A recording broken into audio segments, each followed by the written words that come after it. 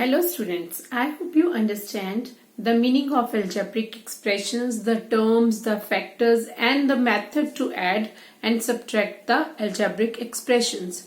Now let us start with the exercise 9.1, in which we read more about the expressions, the terms and the addition and subtraction of the factors. So let us start.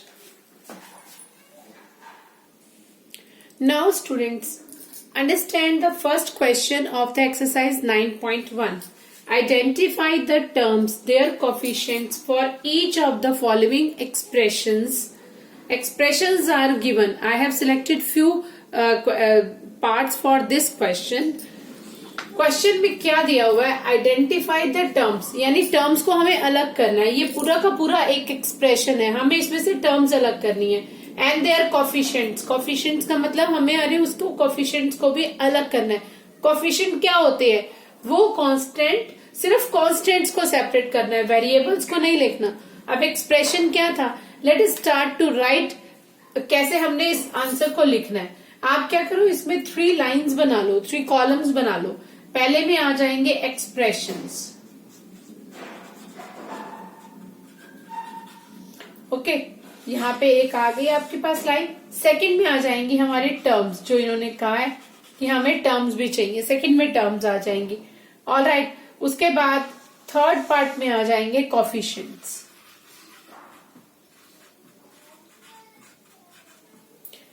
ठीक है, third में आ गया coefficients. अब हमने करना क्या है? First question letter select करते हैं, उसको यहाँ पे लिखो. इसका फर्स्ट पार्ट है 5xy - 3z. ये इसका फर्स्ट पार्ट 5xy - 3zy. ये फर्स्ट पार्ट आ गया. अब इसकी टर्म्स कौन सी है, उनको ब्रेक कर दो. टर्म्स क्या क्या है? 5xy और सेकेंड इज -3zy. अब आप क्या करोगे? टर्म्स में एक चीज का ध्यान रखना है, द सेकेंड टर्म के साथ नेगेटिव साइन है, तो इसका नेगेटिव हो या पॉजिटिव, ये साइन इसके साथ ही जाएगा. ऑलराइट, फर्स्ट टर्म के आगे अगर नेगेटिव साइन होता वो भी हम यहाँ पे लिखते, लेकिन क्योंकि पॉजिटिव साइन है उसे लिखने की जरूरत नहीं है. तो इस तरह से हमने टर्म्स को सेपरेट करना है. क्या कॉन्सेंट्रेट करना है? The term which is second at the second place और थर्ड प्लेस, जो भी उनके आगे साइन है, आइदर इट इज पॉजिटिव और negative, that is with the term. Okay, the third coefficient मैंने क्या कहा आपको? जो वेरिएबल्स हैं. अब एक एक्सप्रेशन में या एक टर्म में हम समझे तो इसमें वेरिएबल कौन से हैं? x भी वेरिएबल है, y भी वेरिएबल है, which is not known, which are in the form of algebra.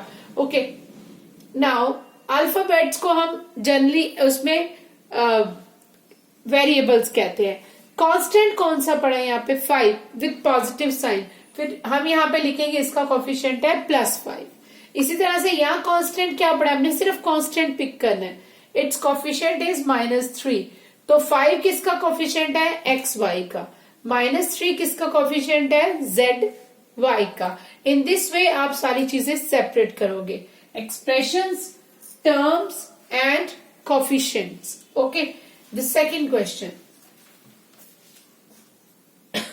The second question is 1 + x + x². ये इसका सेकंड क्वेश्चन है. अब ये देखो क्या है. In the second question what happen? 1 + x + x². Alright, these are the 3 terms. इन्हें separate करो. This is complete an expression. When we separate them, the terms separate like 1 x and x². ऐसे सेपरेट होंगे. Now see, in the second term, ये जो second term है इसके आगे पॉजिटिव साइन है, तो हमें यहाँ साइन लिखने की जरूरत नहीं है. अगर पॉजिटिव साइन है उसको लिख के दिखाने की कोई जरूरत नहीं होती, वो अंडरस्टैंडेबल है कि पॉजिटिव साइन है. अब इनके कोफिशिएंट्स उठाने हैं. 1 का कोफिशिएंट तो 1 ही हो गया कांस्टेंट, और इसके अलावा कुछ नहीं.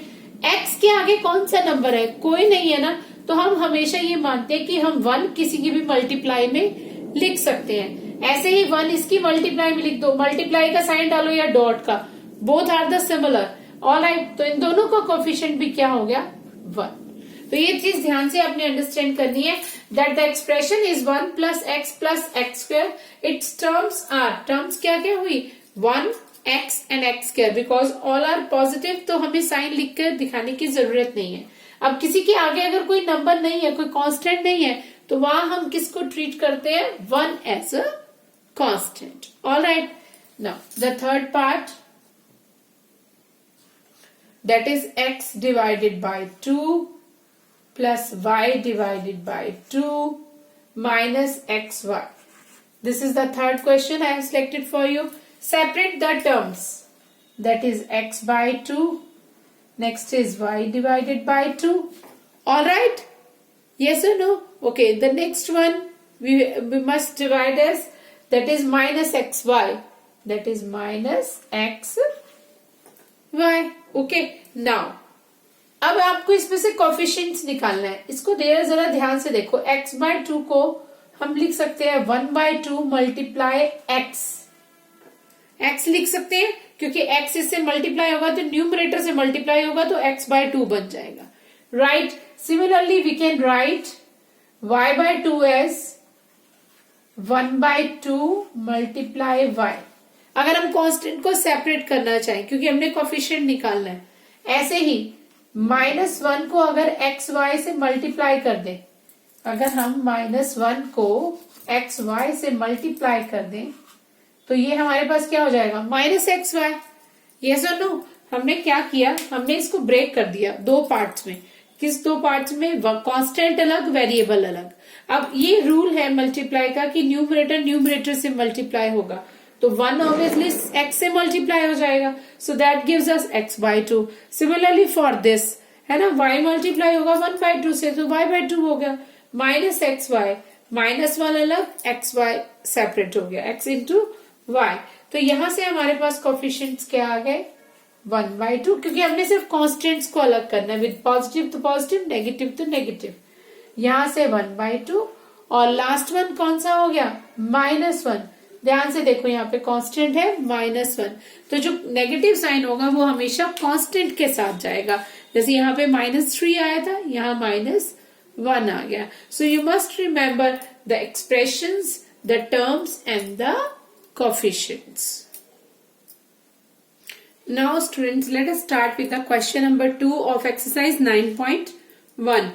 Classify the following polynomials as the monomial, binomial and trinomial.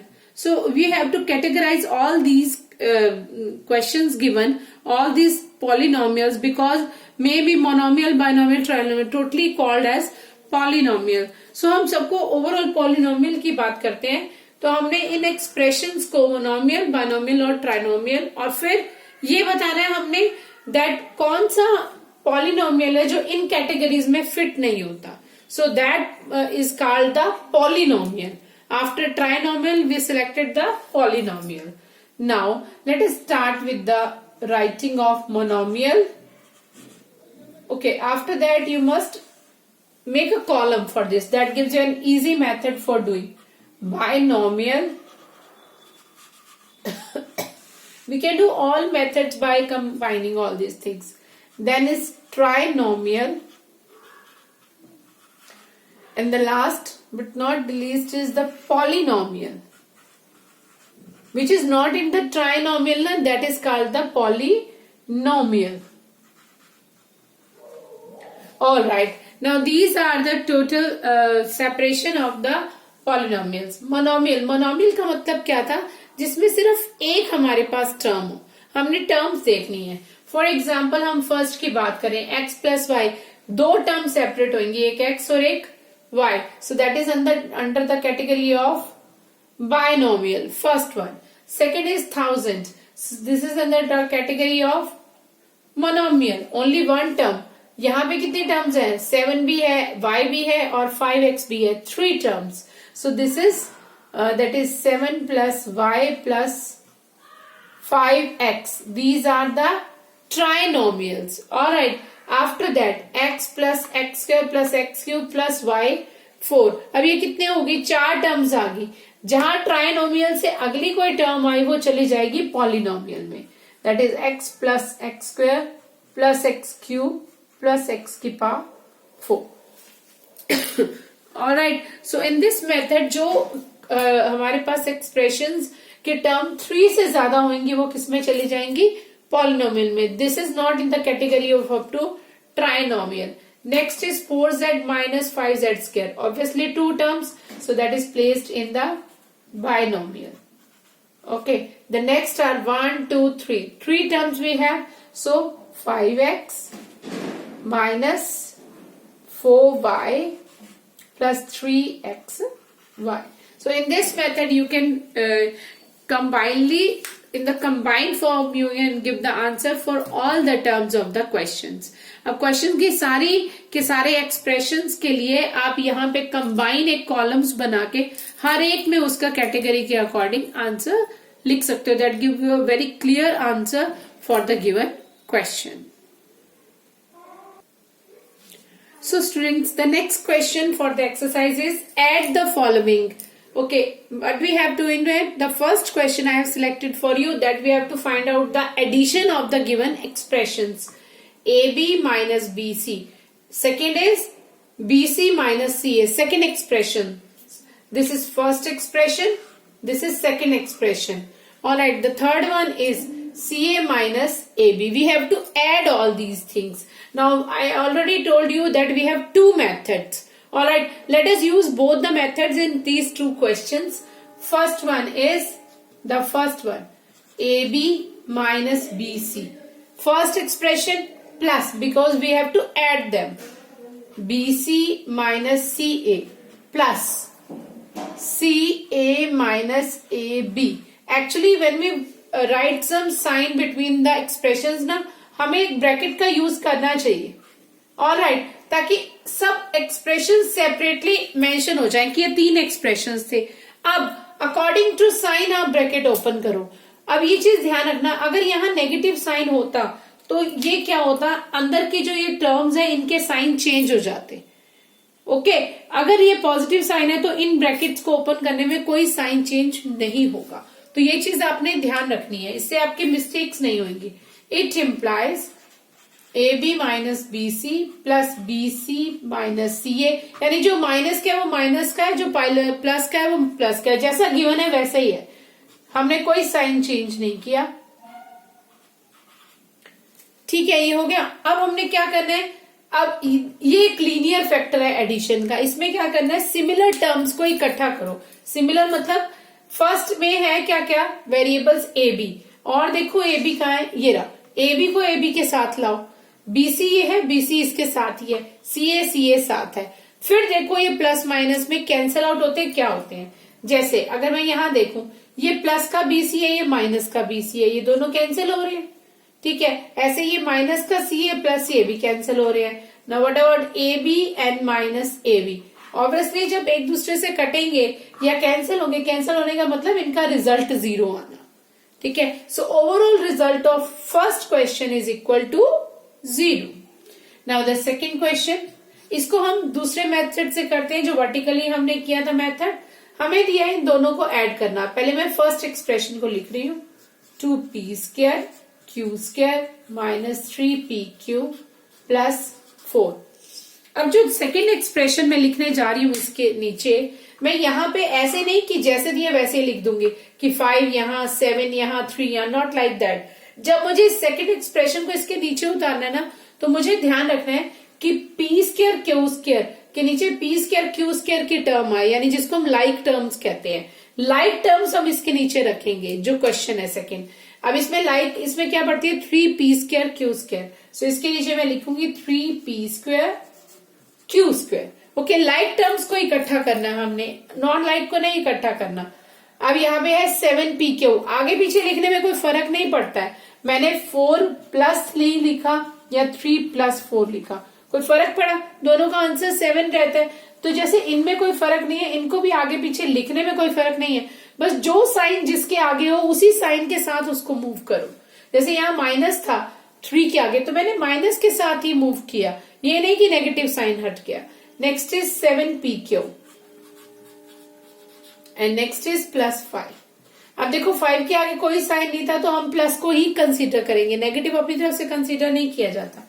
अब हमने इन दोनों को ऐड करना है.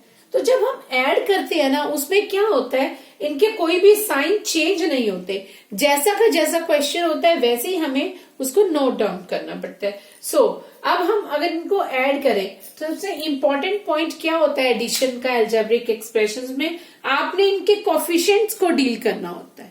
ठीक है, अब ये लाइक टर्म्स है, लाइक टर्म्स है तो यहाँ पे पी स्क्वायर और क्यू स्क्वायर एज इट आ जाएगा, कोई फर्क नहीं पड़ेगा।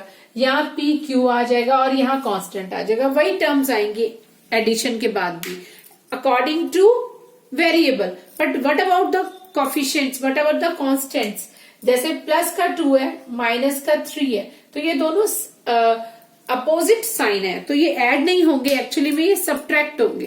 करना हमने तो ऐड ही करना था, बट दो इंटीजर्स, अब यहाँ इंटीजर्स का बहुत यूज है, एक प्लस का एक माइनस का, तो सब्ट्रैक्ट होंगे और दोनों का डिफरेंस कितना है 1, यानी यहाँ पे आएगा 1।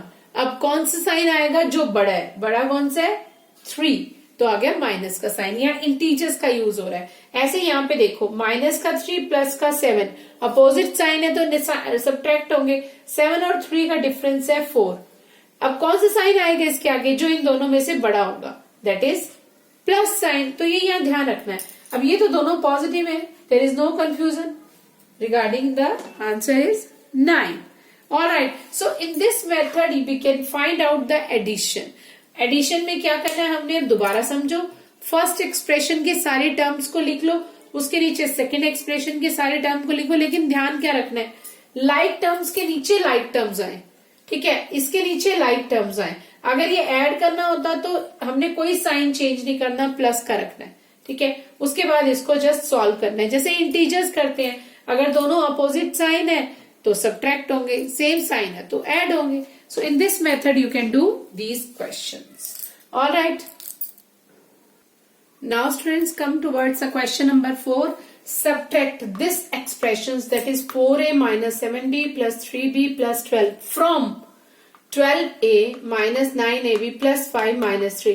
यानी ये सेकेंड टर्म में से फर्स्ट वाले एक्सप्रेशन को, सेकेंड एक्सप्रेशन में से फर्स्ट एक्सप्रेशन को सब्ट्रैक्ट करना है। ये ध्यान रखना कि ऊपर हमने कौन सा एक्सप्रेशन यूज करना है। ऑलराइट, अब हमें दिया फ्रॉम दिस, तो सबसे पहले इसको लिखोगे 12a minus 9ab plus 5b minus 3। Okay, अब इसमें से ये सब्ट्रैक्ट हो रहा है, सब्ट्रैक्ट दिस फ्रॉम दिस, क्या है हमारे पास 4a। अब हमने पहले कहा था ना, चाहे प्लस हो चाहे माइनस हो, लाइक टर्म्स आएंगे उसके नीचे, 4a 12a के नीचे माइनस 7ab ab वाले के नीचे, ऐसे ही लिखते जाओ 4a माइनस 7ab।